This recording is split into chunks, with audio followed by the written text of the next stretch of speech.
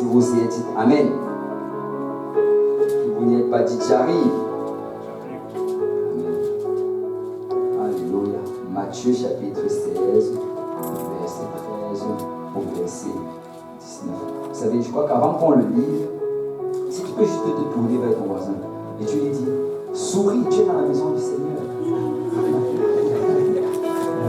Il y a des gens qui sont trop sérieux, je ne sais pas pourquoi. Il me dit, quand on tourne les regards vers lui, on est rayonnant de joie. Amen. Alléluia. Et nous devons sourire. Écoute, si tu ne peux pas sourire dans la maison de Dieu, ce qu'à l'extérieur, tu vas juste être triste. Parce qu'il y a la joie dans la maison du Seigneur. Amen. David a dit, je suis dans la joie quand on me dit, allons dans la maison du Seigneur. Matthieu chapitre 16. À partir du verset 13, la Bible dit, Jésus étant arrivé dans le territoire de Césarée de Philippe, demanda à ses disciples, qui dit-on que je suis, moi, le Fils de l'homme? Il répondit, les uns disent que tu es Jean-Baptiste, les autres Élie, les autres Jérémie, ou l'un des prophètes. Et vous, leur dit-il, qui dites-vous que je suis? Simon-Pierre répondit, tu es le Christ, le Fils du Dieu vivant. Jésus reprenant la parole lui dit, tu es heureux Simon, fils de Jonas, car ce ne sont pas la chair et le sang qui t'ont révélé cela, mais c'est mon Père qui est dans les cieux. Et moi, je te dis que tu es Pierre, et que sur cette pierre, je bâtirai mon église, et que les portes du séjour des morts ne prévaudront point contre elle. Je te donnerai les clés du royaume des cieux. Ce que tu liras sur la terre sera lié dans les cieux, et ce que tu délieras sur la terre sera délié dans les cieux. Alléluia. Avec l'aide du Seigneur, je vais prêcher sur ce message. Ce que le Christ dit que je suis. Ce que le Christ dit que je suis. On va parler d'identité. Amen. Tout avec ton voisin, dis-lui que ce que le Christ dit que je suis. Je suis désolé, ma soeur, ce n'est pas ce que toi tu dis que je suis. Mais c'est ce que le Christ dit que je suis. Amen. Alléluia. On va aller vers le Seigneur en prière. Père, nous te louons, nous te rendons grâce. Merci Seigneur pour ton amour, merci pour ta miséricorde et merci pour ta présence parmi nous aujourd'hui. Papa, alors que nous allons entrer dans l'étude de ta parole, dans la prédication. Ouvre-moi le prédicateur afin que j'annonce tes oracles sans crainte ni faveur.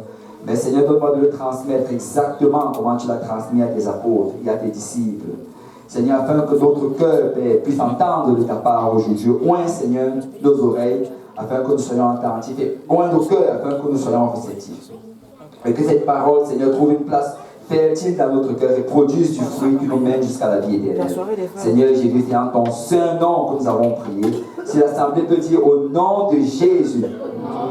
Si on peut battre nos mains pour le Seigneur. Alléluia. Si on peut battre nos mains. Alléluia. Gloire au nom du Seigneur. Gloire au nom du Seigneur. Alléluia. Et vous pouvez vous asseoir dans la présence du Seigneur. Alléluia. Content de voir le frère Eman du Québec avec nous ce soir. Achille du Québec avec nous ce soir. Alléluia. Nous sommes contents. Alléluia. Gloire au nom du Seigneur. Dans le passage qu'on a lu tantôt, Jésus amène ses disciples à Césarée de Philippe. En fait, Césarée de Philippe se trouve, j'ai un peu fait des recherches par rapport à cela, ça se trouve à 200 km de Jérusalem. Et c'est un lieu, un territoire païen. Césarée de Philippe, en fait, quand tu étudies l'histoire à propos de cette ville, en ce temps-là, c'était un lieu, en fait, qui était reconnu pour la diversité de religions et la diversité de croyances. C'était un lieu où il y avait l'adoration de Baal, où on adorait le dieu grec Pan. Hérode même avait bâti un temple pour honorer César, Julius César. Et en fait, c'était un temple d'idolâtrie. C'était vraiment un lieu où l'idolâtrie était pratiquée d'une manière massive. Et tu regardes, Jésus prend ses disciples et il leur amène dans ce lieu-là rempli de confusion. Et c'est quand il arrive là-bas qu'il commence à leur poser des questions par rapport à l'identité. Quand tu regardes cela, tu réalises que aujourd'hui nous ne vivons pas des choses différentes. Vous savez, nous sommes en 2019. nous sommes en Amérique du Nord, nous sommes au Québec. Et s'il y a un endroit où il y a beaucoup de religions différentes, c'est ici. S'il y a un endroit où il y a beaucoup de types de croyances, c'est ici. S'il y a des gens qui sont exposés à des religions diverses, à des croyances diverses, c'est réellement dans la ville dans laquelle nous vivons aujourd'hui. Il y a des gens aujourd'hui qui croient en Allah. Il y a des gens qui croient en Bouddha. Il y a des gens qui croient au nouvel âge. Il y en a d'autres qui croient en fait que si on arrête de manger de la viande, et si on mange beaucoup de légumes, et si on recycle du plastique, cette terre va être sauvée. Il y a tout genre de croyances. Et je ne suis pas ici pour attaquer les croyances. Mais je dis juste qu'au milieu de tout cela, si on ne fait pas attention, on va être trompé. On va être pris pour des proies. Et tu regardes en fait, il y a un mélange de croyances. Certains croient à la réincarnation, d'autres croient à l'extinction. En fait, je ne sais pas si l'école, justement, aujourd'hui, c'est devenu un lieu de prédication. C'est à l'école, on prêche des choses aux jeunes. À l'école, on nous prêche que l'univers, c'est le produit du hasard. Ils disent que juste d'une manière hasardeuse, des molécules ont commencé à bouger. Et après, ça a fait un Big Bang. Et c'est là que l'univers a été créé. À l'école, on nous prêche en fait que l'homme est un descendant du singe. Et je parle de prédication. Parce qu'ils n'ont pas d'évidence pour ce qu'ils enseignent. Vous savez, ces affaires, ce sont toujours des théories. Et une théorie, c'est quelque chose qui n'a pas encore été prouvé. Mais le problème, c'est qu'à l'école, on ne te l'expose pas comme une théorie. On te l'expose comme un fait. On te l'expose comme une loi. Mais je viens dire à quelqu'un ce soir qu'au commencement, Dieu créa les cieux et la terre. Il y a un créateur et c'est lui qui a tout créé. Regardez Ésaïe chapitre 45 verset 18. Car ainsi parle l'Éternel, le créateur des cieux, le seul Dieu qui a formé la terre, qui l'a faite et qui l'a affermie, qui l'a créée pour qu'elle ne fût pas déserte, qui l'a formée pour qu'elle fût habitée. Je suis l'Éternel et il n'y en a point d'autre. Nous ne sommes pas des descendants des singes. Tu sais, une fois j'ai pensé à cela. Et ils disent, bon là je vais un peu paraphraser leur doctrine, que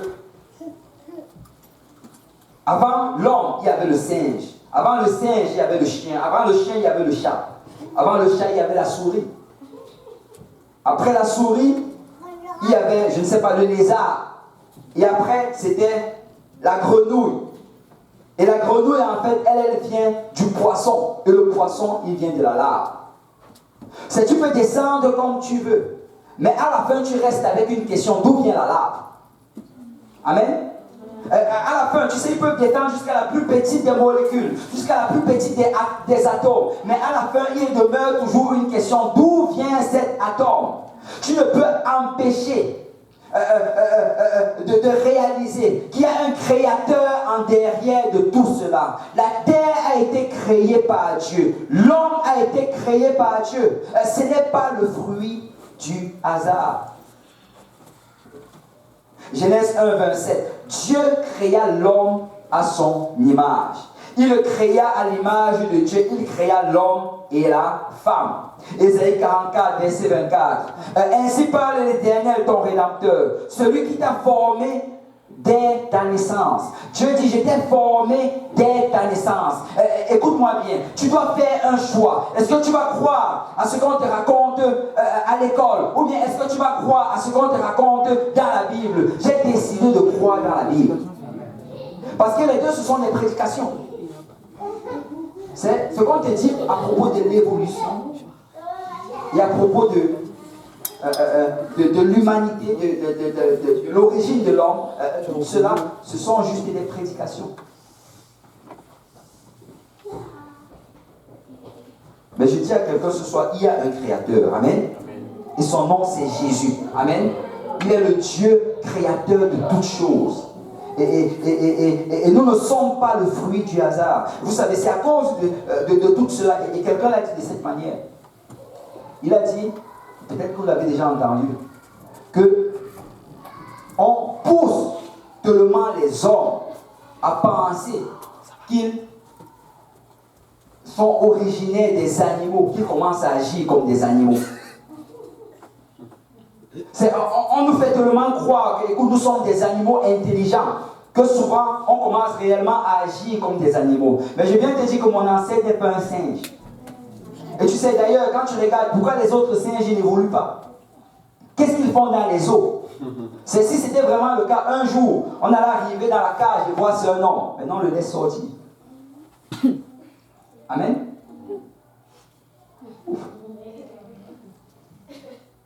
Mais Jésus les amène à cet endroit-là.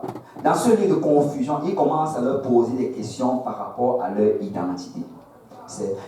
Il pose des questions à propos de l'identité. Parce qu'on a un gros problème identitaire aujourd'hui. Tu sais, des gens aujourd'hui ne savent plus s'ils sont des hommes ou s'ils sont des femmes. Des gens ne savent plus s'ils sont des humains ou s'ils sont des animaux. Il y a même des gens qui pensent qu'ils sont des objets. On arrive à un point où des gens ne savent même plus d'où ils viennent, ce qu'ils sont appelés à faire. Il y a une grande crise identitaire. Des jeunes enfants de 5 ans qui commencent à penser, un jeune garçon de 5 ans qui pense qu'il est une jeune fille. Et c'est dans une confusion pareille dans laquelle nous nous trouvons aujourd'hui. Et dans Matthieu chapitre 16, verset 13, on dit Jésus étant arrivé dans le territoire de Césarée de Philippe, demanda à ses disciples, qui dit-on que je suis, moi, le Fils de l'homme?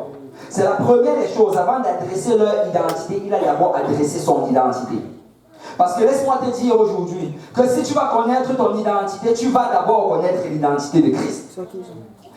Il commence à leur poser par rapport à cela, il dit, qui dit-on que je suis? Qu'est-ce que les autres disent à propos de moi? Et regardez le verset 14. Il répondit, les uns disent que tu es Jean-Baptiste, les autres Élie, les autres Jérémie ou l'un des prophètes. Jésus adresse ici la première révélation qu'ils ont eue à propos de lui. Et tu sais, la première révélation que tu as eue à propos de Jésus, ça vient de quelqu'un d'autre. Quelqu'un un jour t'a rencontré et il t'a parlé de Jésus. Amen. Peut-être tes parents t'ont parlé de Jésus. Peut-être ton frère ou ta soeur t'a parlé de Jésus. Mais la première révélation, c'est parce que quelqu'un t'a parlé de Jésus. Mais laisse-moi te dire aujourd'hui que cette révélation n'est pas complète. Parce que Jésus ne veut pas que tu arrives juste et que tu t'arrêtes à cette connaissance-là que tu as reçue de tes parents, ou cette connaissance que tu as reçue de ton pasteur, ou cette connaissance que tu as reçue de la personne qui t'a évangélisé, ou te donne l'étude biblique. Parce que si tu demeures uniquement dans cette conférence, dans cette connaissance, tu ne pourras jamais avancer. Et là, il demande, qui dit-on que je suis? Et après qu'ils aient révélé, et si tu regardes bien, toutes ces révélations, c'était des révélations juste partielles. C'était des révélations limitées. On dit qu'il est un prophète. On dit qu'il est l'un des autres. On dit qu'il est Élie. En fait, on dit qu'il est un homme de Dieu. Mais aucune de ces révélations ne leur a amené à la pleine vérité. Et là, maintenant, Jésus se tourne vers eux et il dit, et vous, leur dit-il, qui dites-vous que je suis? Jésus ne veut pas juste savoir ce que tes parents t'ont dit à propos de Jésus. Jésus ne veut pas juste savoir ce que ton pasteur t'a dit à propos de Jésus. Écoute, il veut savoir ce que tu as appris de lui. Il veut savoir dans quelle dimension tu es rentré dans la connaissance de Jésus. Tu sais, il y a des choses que Jésus veut que tu apprennes par toi-même. Il y a des choses en fait que Dieu veut que tu puisses découvrir par toi-même en lisant ta Bible, en passant du temps dans la prière. Tu sais, n'attends pas toujours attendre une révélation qui vient du pupitre, mais Dieu veut que tu entres dans une profonde connaissance de qui il est. Il dit, vous, qui dites-vous que je suis? Quelle est la révélation que toi-même tu as de moi? Vous savez, c'est très important, en fait, d'avoir une révélation personnelle de Jésus. Amen. C'est très important. Tu ne peux pas t'appuyer sur la révélation des autres. Vous savez, le peuple d'Israël, quand ils étaient dans le désert, pendant longtemps, la seule révélation qu'ils avaient de Dieu, c'était que c'est le Dieu d'Abraham, d'Isaac et de Jacob. Ils sont demeurés dans cette révélation-là pendant, on dit qu'on connaissait juste Dieu à partir des promesses d'Abraham, d'Isaac et de Jacob. Et ce n'est pas surprenant qu'ils avaient du mal à servir le Seigneur. Tu sais, quand Moïse, finalement, se présente devant le mont Sinaï, et qu'il leur dit, écoutez, Dieu va vous parler aujourd'hui. Vous allez avoir l'opportunité d'entendre vous-même de la part de Dieu. Ils disent, non, non, non, Moïse, qu'il te parle. Ils ont eu l'opportunité de connaître le Seigneur, mais ils ne l'ont pas reçu.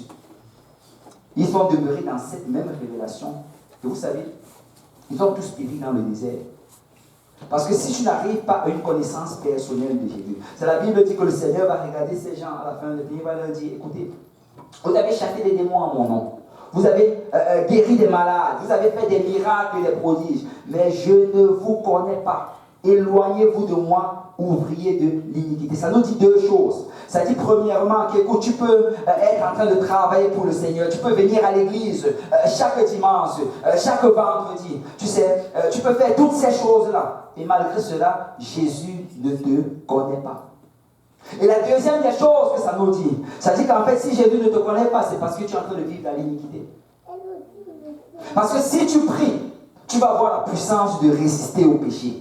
Si tu passes du temps avec le Seigneur Jésus va te donner la force de repousser toutes les tentations du diable. Parce que la chose réellement qui va te garder, c'est ta vie de prière. Et la Bible dit ici, vous, qui dites-vous que je suis? Tu dois passer du temps intime avec le Seigneur Jésus-Christ. Amen. Tu dois passer du temps intime avec lui. Tu dois trouver le temps de juste chercher à le connaître. Tu dois lire la parole du Seigneur. Tu dois l'étudier. Tu dois la méditer. Tu dois investir du temps dans cette relation. La seule manière de connaître quelqu'un, c'est en investissant du temps dans cette personne. Vous savez, nous sommes dans une génération, comme ils disent, micro-ondes. On veut que tout se passe rapidement. Et je suis sûr que bientôt, ils vont inventer des choses qui vont te permettre peut-être, je ne sais pas, de téléporter tout un livre dans ta tête.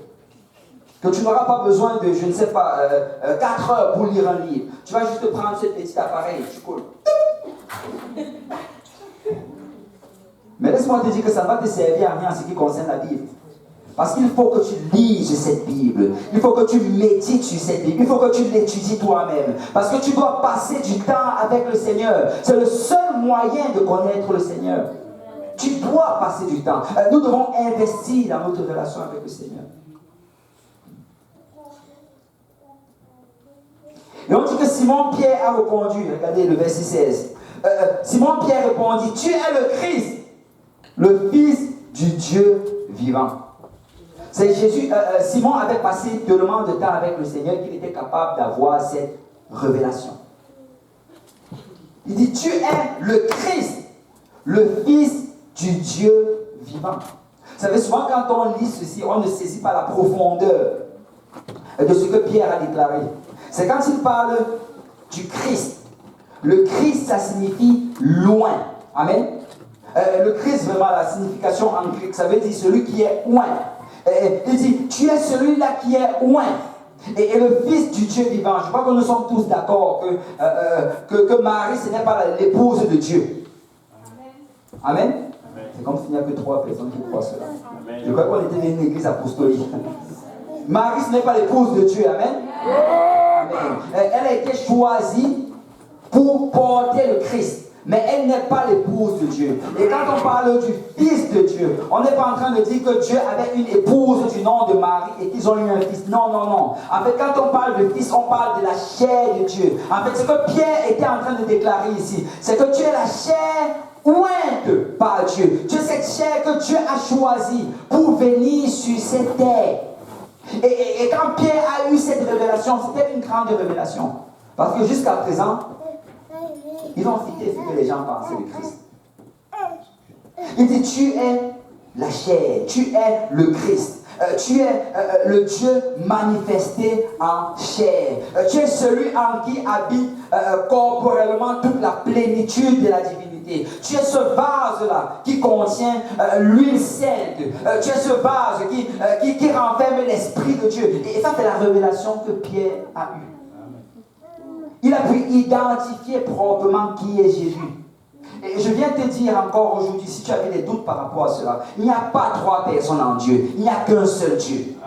Il n'y a pas le trône du Père, le trône du Fils et le trône du Saint-Esprit. Il n'y a qu'un seul trône dans le ciel. Et celui qui est assis sur ce trône, c'est l'agneau de Dieu, Jésus-Christ, Dieu manifesté en chair. Il est l'alpha, il est l'oméga. Il n'est pas le deuxième, il est le premier. Il ne partage sa gloire avec personne. Avant lui, il n'y avait point de Dieu, et après lui, il n'y en aura point. C'est dans le livre de Colossiens, je suis en train d'enseigner sur cela, Sœur Michel, mais dans le livre de Colossiens, c'est Paul, ce qu'il fait dans tout ce livre-là. En fait, c'est une lettre qu'il écrit à l'église qui est à Colosse. Et ce qu'il est en train de leur dire dans cette lettre, c'est que Jésus n'est pas juste important, mais Jésus est tout. En fait, le titre si tu dois donner un titre réellement à ce livre, tu dirais tout en lui. Parce qu'il n'arrête pas de dire en lui, en lui. Il dit en lui habite corporellement toute la plénitude de la divinité. Il dit nous avons tout pleinement en lui. Il amène Jésus dans une dimension qui est au-dessus de toute chose. Parce que cette église était attaquée. Il y a des gens qui venaient et enseignaient des fausses doctrines et qui venaient diminuer Jésus. Et c'est la même chose qu'on voit aujourd'hui. Vous savez, les gens aujourd'hui, si tu te promènes dehors, tu demandes à n'importe qui à propos de Jésus. La majorité des gens vont te dire que c'était un personnage important. Certains vont dire que c'était un personnage historique important. D'autres vont te dire que c'était quelqu'un de très intelligent. D'autres vont te dire que c'était un prophète. Certains vont même te dire que c'était un grand ange. Il y a tout genre de doctrine. Mais vous savez, toutes ces affaires-là, c'est diminuer Christ. Mais Paul dit, tout est en Christ. Tout est en Christ. Il est au-dessus de toutes choses. Je viens te rappeler aujourd'hui, Christ, c'est Dieu manifesté en chair. Christ, c'est celui-là qui est assis sur le trône et qui règne éternellement, d'éternité en éternité. Avant 2000 ans, en fait, je veux dire, avant l'an 0, il n'y avait pas de chair que Dieu s'était créé. Mais au travers de Marie, il s'est créé une chair. Et aujourd'hui, l'Esprit de Dieu habite dans cette chair. Mais c'est le même Dieu de l'Ancien Testament qui est dans le Nouveau Testament. Et là, quand Pierre a eu cette révélation,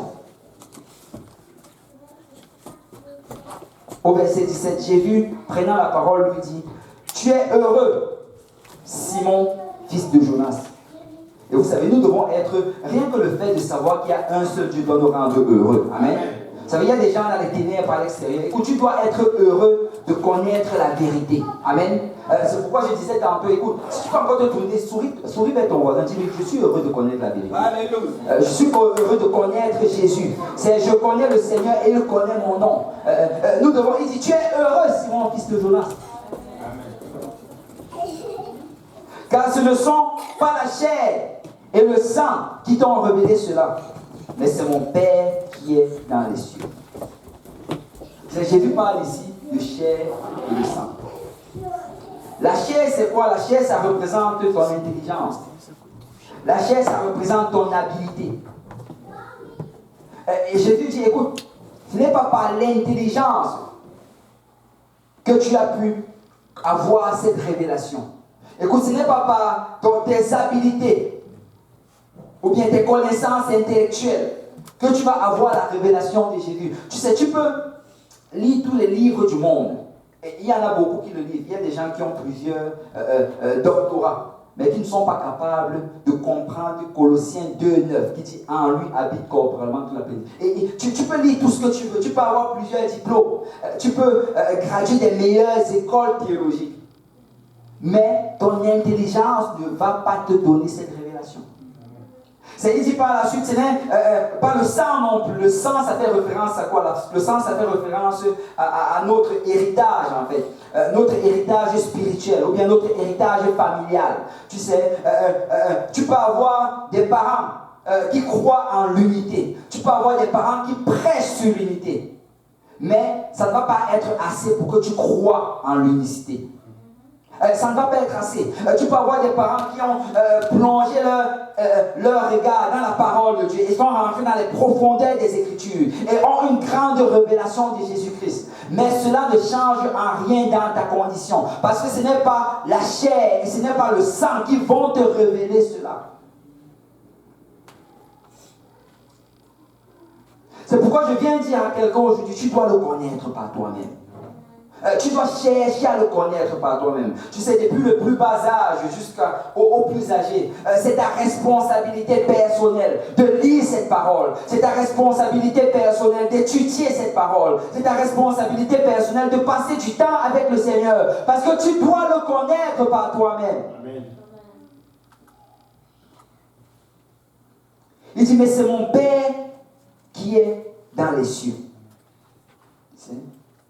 Il dit, ce n'est pas ton intelligence, ce n'est pas ton héritage, mais c'est l'Esprit qui t'a révélé cela. Vous savez, la révélation, ça vient de l'Esprit de Dieu. Si tu vas connaître le Seigneur, il faut que tu passes du temps avec l'Esprit. C'est le seul moyen de le connaître. Ce n'est pas en écoutant, vous savez, souvent on se ment à nous-mêmes. Tu peux écouter des chansons chrétiennes toute la journée et ton état spirituel n'aura absolument pas changé. Tu peux même souvent écouter des prédications toute la journée et ton état spirituel ne change pas. Parce que réellement, ce qui nous change, c'est le temps qu'on passe avec le Seigneur. Vous savez, il y a des gens qui écoutent des prédications comme si c'était, je ne sais pas, des divertissements. Tu laisses juste passer la prédication toute la journée. On te demande de quoi est-ce qu'il prêchait, tu ne sais pas. Mais c'était juste en train de passer. Et je veux juste te dire, à un certain moment, il faut juste éteindre ces choses et aller dans la présence du Seigneur. À un certain moment, il faut te donner un 20 minutes. Ça, c'est un 20 minutes sans téléphone, sans ordinateur, sans rien. Je vais juste lui parler et permettre qu'il me parle. Parce que je dois le connaître. Il dit, c'est l'Esprit. C'est l'Esprit qui te le révèle.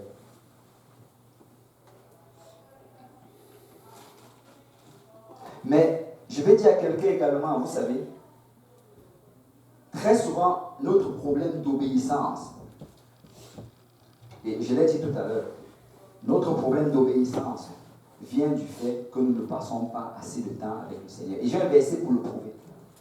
Regardez, 1 Corinthiens chapitre 12. 1 Corinthiens chapitre 12. Je vais juste lire la fin du verset 3, je ne vais pas tout le lire. La Bible dit, nul ne peut dire Jésus est le Seigneur, si ce n'est par le Saint-Esprit.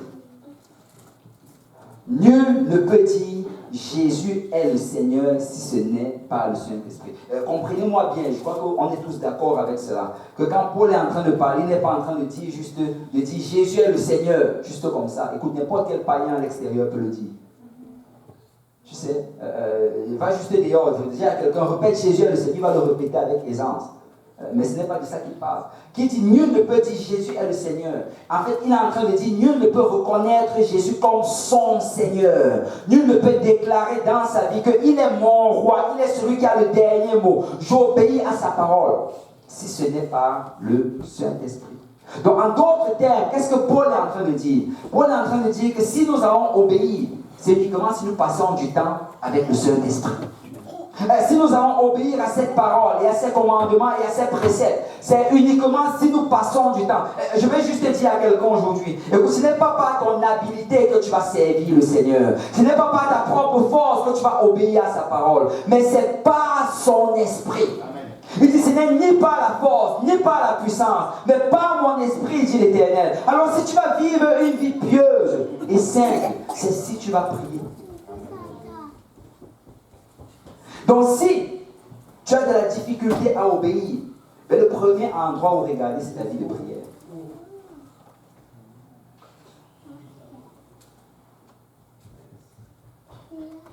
Je viens juste te plaider avec quelqu'un aujourd'hui. Tu sais, passe du temps dans la présence du Seigneur. C'est trouve du temps. Prends le temps. Souvent on dit qu'on n'a pas le temps, mais prends le temps. C'est prioritaire avant toute chose. C'est la chose qui, ça doit toujours être à l'intérieur de toi. Il faut toujours que tu sois dérangé par rapport à cela. Je dois passer du temps dans la prière. Je dois lire la parole de Dieu. Sois dérangé par rapport à cela.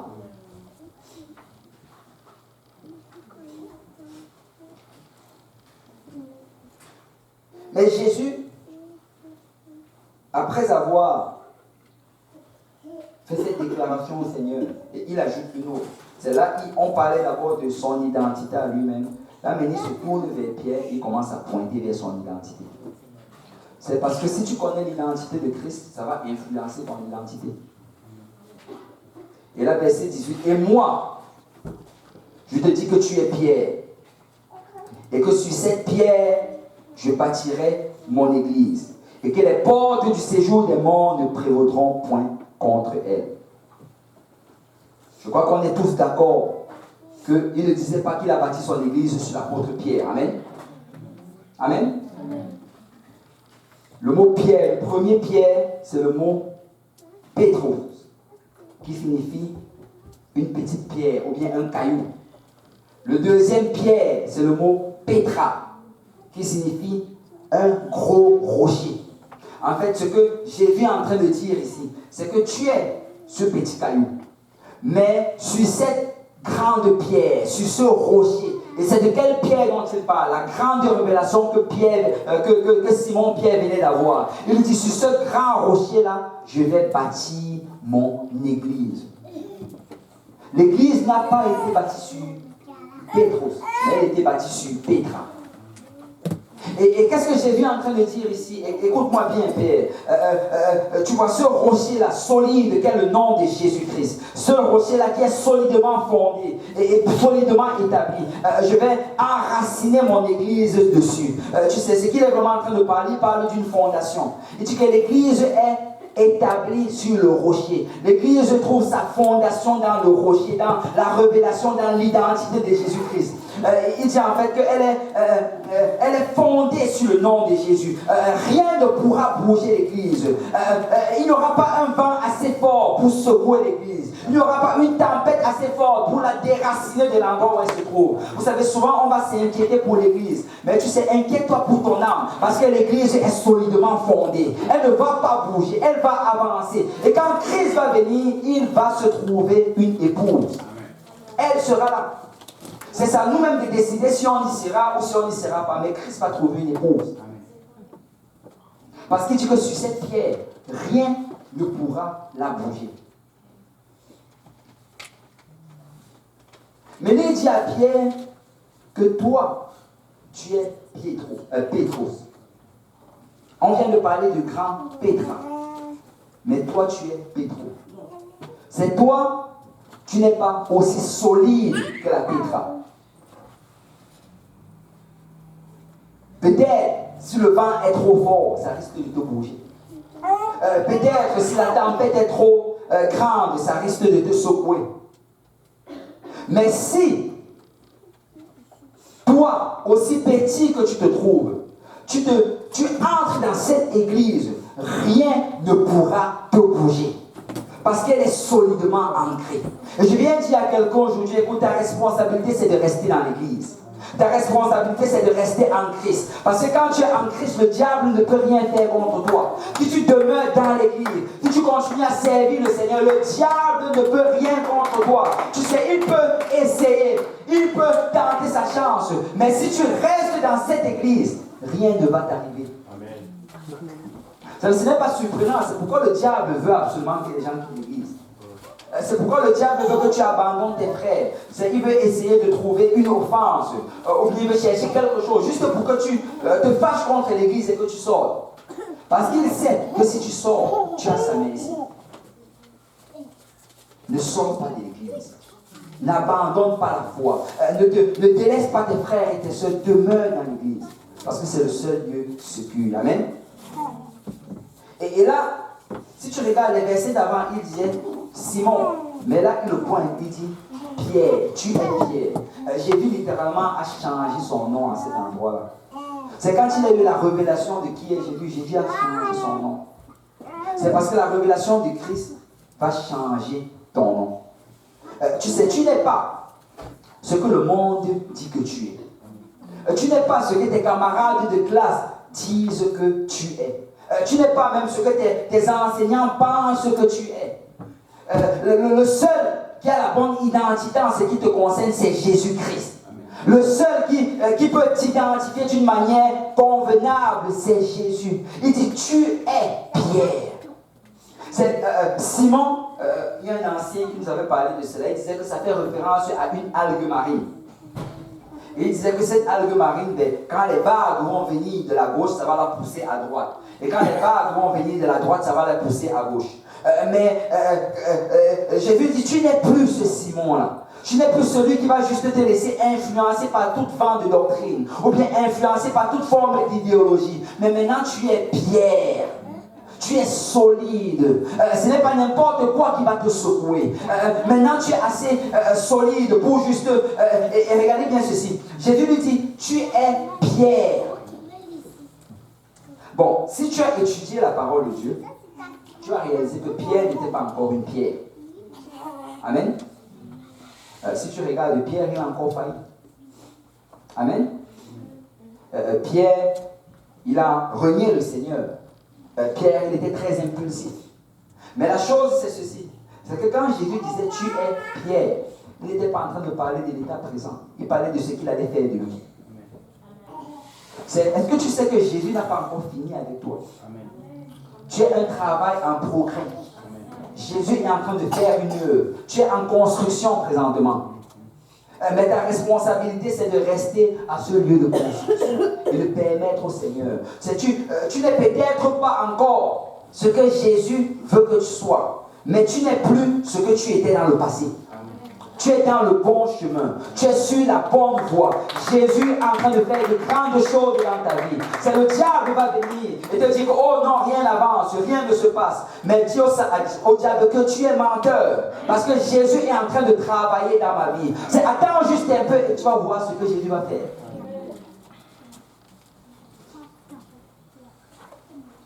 Il dit, tu es Pierre. Il lui dit, et les portes du séjour des morts ne prévaudront point contre elle. En parlant de l'Église. Il dit, les portes du séjour des morts ne vont pas prévaloir contre l'Église. Les portes du séjour des morts, ça fait référence à ce que le diable te doit. Vous savez, souvent on regarde le diable comme s'il était après nous. Mais laisse-moi te dire que c'est toi qui es après le diable. Je ne suis pas en train de fuir le diable. Et écoute, si tu regardes la vie de Jésus, Jésus n'allait pas de ville en ville parce qu'il fuyait le diable. En fait, la Bible dit que quand il arrivait dans une ville, c'est plutôt les démons qui fuyaient. Un chrétien ne fuit pas le diable, un chrétien ne fuit pas les démons. En fait, un chrétien chasse les démons. Tu n'as pas besoin de dormir dans le noir. Tu n'as pas besoin d'avoir peur de dormir dans le noir. Tu sais, tu peux dormir dans le noir s'il se présente et tu le chasses au nom de Jésus-Christ. Parce que tu as la puissance au nom de Jésus-Christ. Tu es sur l'offensive. Tu n'es pas sur la défensive. Et nous devons vraiment changer notre manière de penser. Tu sais, il dit, les portes du séjour des morts ne vont pas prévaloir. Quand on parle de prévaloir, ça veut dire résister. Ça veut dire que quand tu vas venir frapper aux portes du séjour des morts, et tu vas réclamer le salut des membres de ta famille, et tu vas réclamer le salut de tes frères, le salut de tes parents, et tu vas réclamer que le diable te remette ce qu'il t'a volé, il n'aura pas le choix de les laisser. Parce qu'elles ne peuvent pas prévaloir. Tout avec ton revers dit que tu es sur l'offensive. Écoute, arrête de fuir et de te cacher. Je ne sais pas si vous avez déjà vu cela. J'avais vu une vidéo où quelqu'un court, il voit un animal. Et après, pam, il est paniqué, il se retourne et il fuit. L'animal aussi est paniqué, il se retourne et fuit. C'est le diable qui est en train de fuir, toi tu es en train de fuir, ça n'a pas de sens. Poursuis-le. Réclame ce qu'il te doit. Prends ce qu'il t'a volé. Amen. Et Jésus dit, les portes du séjour des morts ne vont pas prévaloir. Et tu dois vraiment réaliser cela. Le diable te doit des choses. Amen. Et tu dois les réclamer dans le spirituel. Et regardez ce qu'il dit. Il dit au verset 19, je te donnerai les clés du royaume des cieux. Ce que tu lieras sur la terre sera lié dans les cieux. Et ce que tu délieras sur la terre sera délié dans les cieux. Vous savez, Pierre, en fait, comment est-ce qu'il a mis en pratique cette parole? C'est qu'il a ouvert l'église avec les clés qu'il a reçues. Et comment est-ce qu'il a ouvert? C'est le jour de la Pentecôte. Il s'est levé, il a prêché le premier message de l'église. Répentez-vous, que chacun de vous soit baptisé au nom de Jésus pour le pardon de vos péchés, et vous recevrez le don du Saint-Esprit. Et la Bible dit que quand il a prêché ce message, 3000 personnes sont rentrées, c'était tous des Juifs. Après cela, Pierre est encore parti en Samarie et il a prié pour les gens là-bas. Et il leur a déclaré qu'ils pouvaient recevoir le Saint-Esprit. Et la Bible dit que ces Samaritains qui sont moitié juifs et moitié d'autres peuples, eux également, ils sont entrés dans l'église ce jour-là. Et par la suite, il était invité à aller prêcher la parole dans la maison du premier païen, qui est Corneille. Et quand il a prêché la parole de Dieu, le Saint-Esprit est descendu sur eux. Donc réellement, ce n'est pas la prédication de la parole, ce n'est pas la déclaration de ce que le Seigneur est en train de faire ou de ce que le Seigneur veut faire, que nous pouvons réellement lier ou délier les choses dans le spirituel. Proverbe 18, 21 nous dit: la mort et la vie sont au pouvoir de la langue. Quiconque l'aime en mangera les fruits. C'est ce que tu dis et ce que tu déclares ont des effets dans ta vie. Bon, je ne sais pas si vous êtes un peu familier avec cela, mais les gens qui font le sport, très souvent, les sportifs, quand ils vont faire du sport, ils vont se motiver eux-mêmes. Ils vont se parler, ils vont se dire je vais y arriver. Surtout, ça arrive surtout à des gens. Une fois, je voyais ça avec mon épouse. C'est des gens, par exemple, il y avait quelqu'un qui était vraiment il était très gros. Et là, il devait perdre beaucoup de kilos. Et pour perdre le kilo, le médecin lui avait donné des conseils, ce qu'il devait manger ou ne pas manger. Mais on lui avait demandé également de faire de l'exercice. Mais tu sais, il avait de la difficulté à le faire à cause de son poids. Mais la chose vraiment, tu pouvais voir la chose qui le motivait, c'est que quand il sortait, il allait commencer à se parler à lui-même. Il allait dire, je vais y arriver. Il essayait de courir. Après, il descend les marches. Il dit, je vais y arriver. Tout va bien se passer. Il n'a pas arrêté, il se parlait pendant qu'il faisait tout cela. Et tu fais le fait qu'il se parlait, mais c'était en train de le motiver lui-même. Et les sportifs, et les entraîneurs sportifs, ils vont te dire que tu dois avoir des pensées positives, que tu dois déclarer des choses, tu dois déclarer que tout va bien se passer, tu vas déclarer que cet exercice, que tu peux le faire, tu sais. Et le monde, en fait, a compris que si tu te dis des bonnes choses, ben, tu vas faire des bonnes choses. Mais je veux dire à quelqu'un que ça ne vient pas du monde, en fait, ça vient de la Bible. Amen. Parce que les choses que tu déclares dans le spirituel, les choses que tu déclares avec l'autorité du nom de Jésus-Christ. Tu sais, peut-être que tu déclares des choses dans le monde sur toi-même et ça te motive. Mais quand tu déclares dans le spirituel, non seulement ça te motive, mais les démons l'entendent. Et ils n'ont pas le choix que d'essayer. Alors c'est important de choisir les mots qui sortent de ta bouche. C'est important que tu te dises que je suis capable par le Seigneur Jésus. Je puis tout par celui qui me fortifie. Je suis plus que vainqueur. Peut-être je suis tombé hier, mais je vais y arriver demain. Peut-être je n'ai pas réussi hier, mais je vais y arriver par la puissance du Saint-Esprit.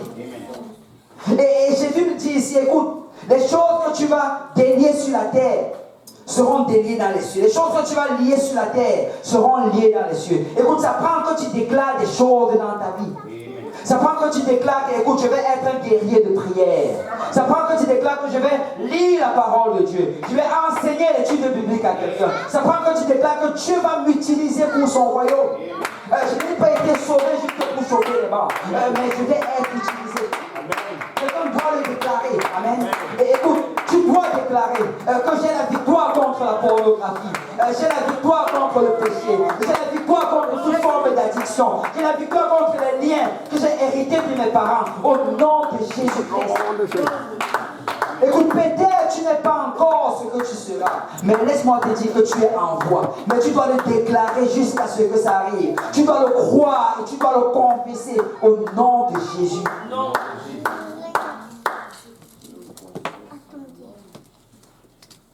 C'est dans la Bible qu'on voit des passages qui disent que le faible dise je suis fort. Tu dois déclarer ces choses. Je puis tout par celui qui me fortifie. Rien ne me séparera de l'amour de Dieu. Il n'y a plus aucune condamnation à ceux qui sont en Christ. Ce sont des choses que tu dois déclarer. Parce que laisse-moi te dire que le diable va revenir encore et encore. Et s'il réussit à te convaincre que tu es perdant, eh bien tu seras perdant. Tu dois dire, je suis loin de Dieu. Je suis la choisie de Dieu. Jésus même, il a des plans pour ma vie. Peut-être le monde dit que je n'ai pas d'avenir, mais j'ai un avenir en Christ. Amen. Parce que je connais les choses que j'ai prévues pour toi. Ce sont des projets de malheur. Dieu a des projets pour toi. Et Jésus dit à Pierre, tu dois lier ces choses. On va se lever tous dans la présence du Seigneur. J'ai un musicien peut s'avancer. Alléluia. Gloire au nom du Seigneur.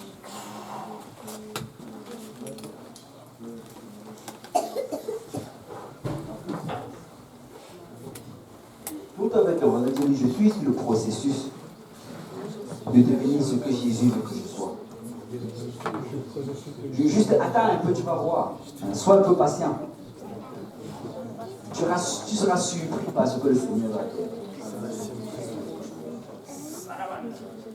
Vous savez, le missionnaire Billy Cole, j'écoutais ce livre, il faisait son témoignage. Il était missionnaire en Thaïlande pendant très très longtemps. Et il a gagné des centaines et même peut-être des milliers de personnes en Thaïlande. Et c'était un pays, je crois, bouddhiste ou hindouiste, mais il n'était pas chrétien. Mais il a fait une œuvre, il est célèbre aujourd'hui, beaucoup de gens le connaissent à cause du bouleversement qui s'est produit en Thaïlande. Il racontait qu'une fois, alors qu'il était en train d'aller prêcher dans une conférence, quelque part sur les collines ou les montagnes en Thaïlande, il dit que c'était une longue route. Et il avait son chauffeur, qui était un Thaïlandais, c'était son premier converti. Et il dit qu'alors qu'il était en train de conduire, il allait passer dans les montagnes avec vraiment des routes si étroites et sur les falaises des montagnes et des choses vraiment très très dangereuses. Il dit qu'alors qu'ils étaient en train d'y aller, ils sont arrivés dans un point où il y avait en haut de la montagne un truc bâti comme un nid. Et c'était vraiment un large nid. Ça ressemblait à un grand nid d'oiseaux qui était d'une taille humaine. Il dit qu'autour de cela, il y avait beaucoup de petites cabanes qui étaient bâties. Et il dit que quand ils sont arrivés là, il a demandé à son chauffeur, mais c'est quoi cela? C'est quoi qu'on voit sur la montagne? Et son chauffeur lui a expliqué que c'est un lieu d'adoration. Il dit qu'en fait, c'est un lieu où on appelle ce lieu-là les portes du séjour des morts. En fait, les portes de l'enfer. Et il dit que toutes les maisons qui sont à côté, ce sont des esprits qui habitent dans ces maisons-là parce que c'est vraiment un lieu très saint ici pour le peuple thaïlandais. Il dit que pendant qu'ils étaient là-bas, ils sont d'abord restés un peu observés. Et là, un bus est venu après eux. Il y avait une vingtaine de personnes dans le bus. Mais quand le bus est arrivé, ça s'est garé. Tout le monde est sorti du bus. Ils sont venus en direction de la montagne. Ils se sont prosternés devant la montagne. Et après, ils se sont relevés. Ils sont entrés dans le bus. Ils ont continué leur route. Parce qu'apparemment, si tu ne le fais pas, il y aura la malédiction qui va tomber sur toi. Il dit que quelques temps après, une autre voiture encore venue avec 3 personnes dans la voiture. Ils ont arrêté, ils sont tous sortis, ils se sont prosternés devant la montagne. Il dit qu'il était tellement troublé dans son esprit par ce qu'il voyait. Mais par la suite, ils ont continué, ils sont arrivés à la conférence. Et ils sont arrivés là-bas, il a prêché la parole de Dieu. Il dit qu'à la fin de la conférence, je crois plus de 150 personnes environ ont été baptisées au nom de Jésus pour le pardon de leurs péchés. Et il y a plusieurs qui ont reçu le Saint-Esprit. Et tu sais, il dit qu'à la fin, quand ils ont pris la voiture pour prendre le chemin du retour, il dit que quand il est arrivé à cet endroit-là, il a demandé au chauffeur d'arrêter. Le chauffeur était surpris parce qu'il ne comprenait pas pourquoi encore on s'arrête. Et il est descendu, il a commencé à marcher vers la montagne.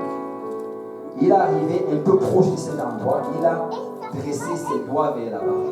Il a dit, les portes du séjour des morts ne prévaudront pas contre l'Église du Christ.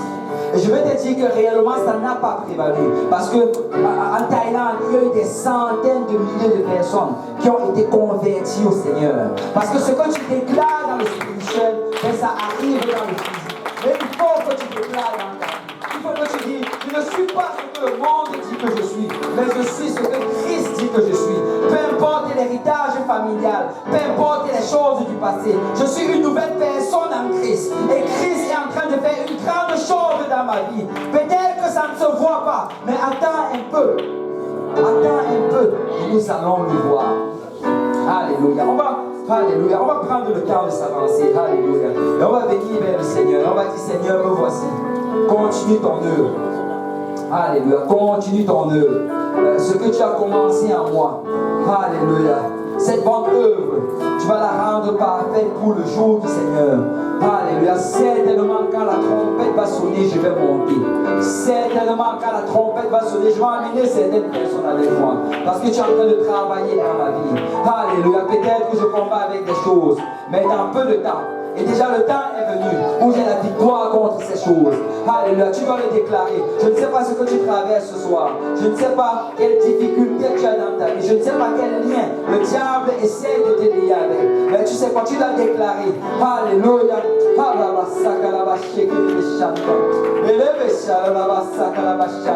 Je suis libre. Alléluia, je suis libre. Alléluia.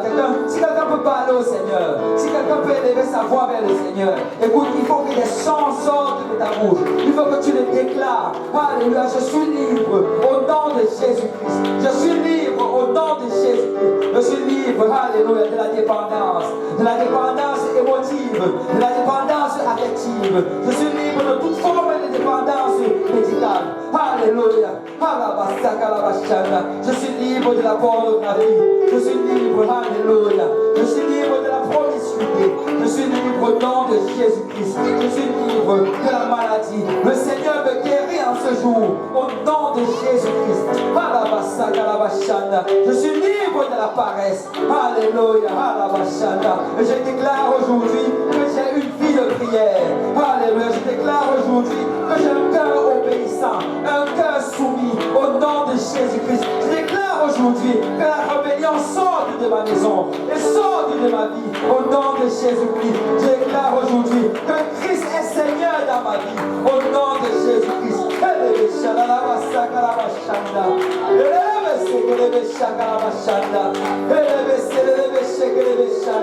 Je me lève contre la puissance des ténèbres et je confesse le salut des membres de ma famille et je confesse le salut de ma mère et je confesse le salut de mes frères et je confesse le salut de mon père, de mes oncles, de mes tantes.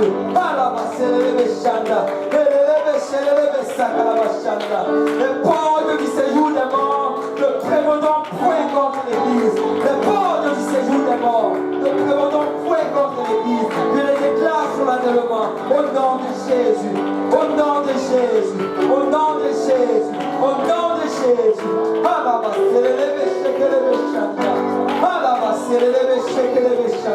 Écoute, parle sur ta situation. Alléluia, parle à la montagne. Alléluia, montagne, tombe dans les eaux au nom de Jésus-Christ. Montagne, tombe dans la mer au nom de Jésus.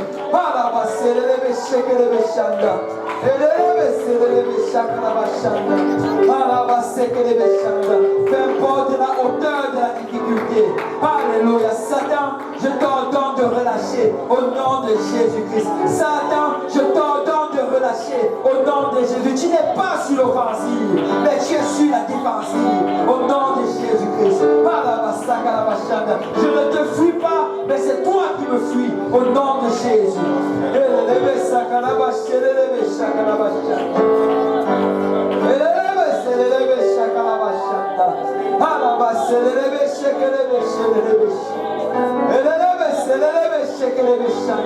Satan, tu relâches les membres de ma famille au nom de Jésus-Christ. Satan, tu relâches les membres de ma famille au nom de Jésus. Je te l'ordonne au nom de Jésus, au nom de Jésus, au nom de Jésus, au nom de Jésus.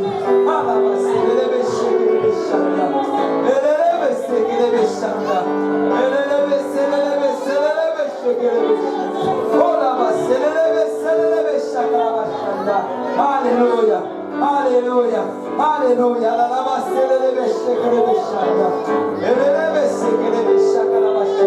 Je leur donne le nom de Jésus. Alléluia. Écoutez, c'est un moment de déclarer des choses. Alléluia. C'est un moment de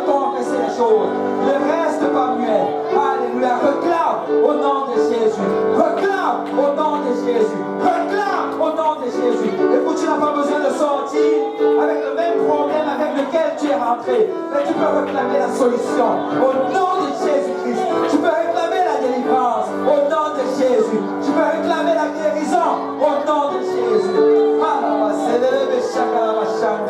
Je rejette toute pensée captive au nom de Jésus-Christ. Je rejette toute pensée négative au nom de Jésus. Je rejette toute dépression au nom de Jésus-Christ. Je repousse les pensées ténébreuses qui viennent tout droit de l'enfer au nom de Jésus-Christ. Et que la paix du Christ qui surpasse toute intelligence garde mes pensées en Jésus.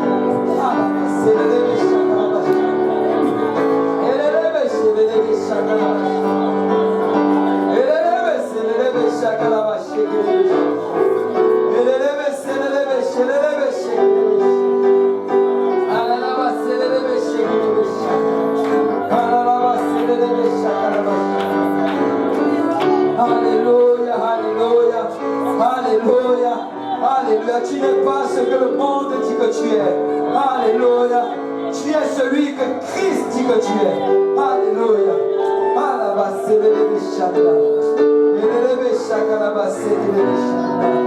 Alléluia, alléluia. Alléluia. Alléluia. Oui, Seigneur, oui, Seigneur, oui, Seigneur. Alléluia. Alléluia.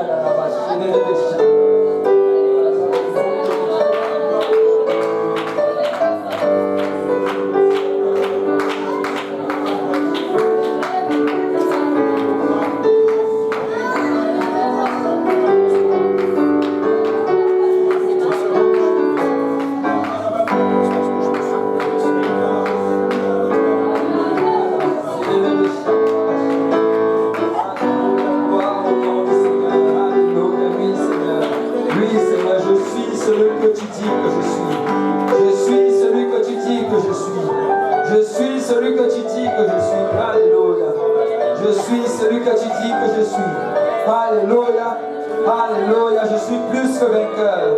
Alléluia, je suis plus que vainqueur. Alléluia, je suis fort. Je ne suis pas faible. Je ne suis pas paresseux. Alléluia.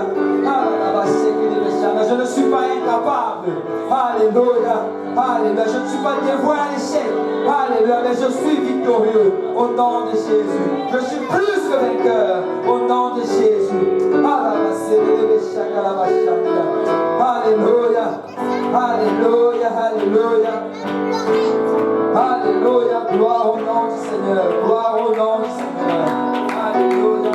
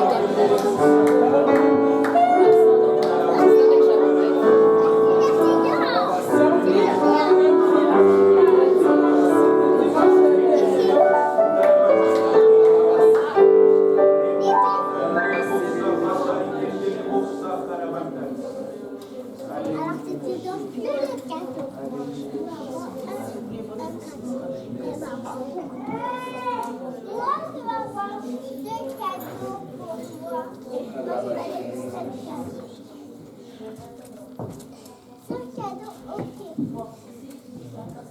Allez, c'est un cadeau.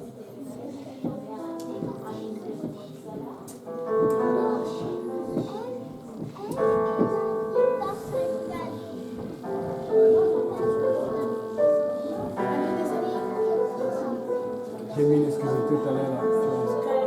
J'ai mis l'excuse tout à l'heure. Ah, t'as dit l'excuse.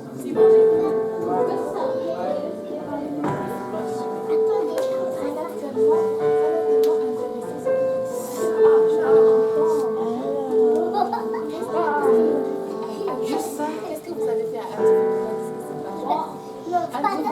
Anne?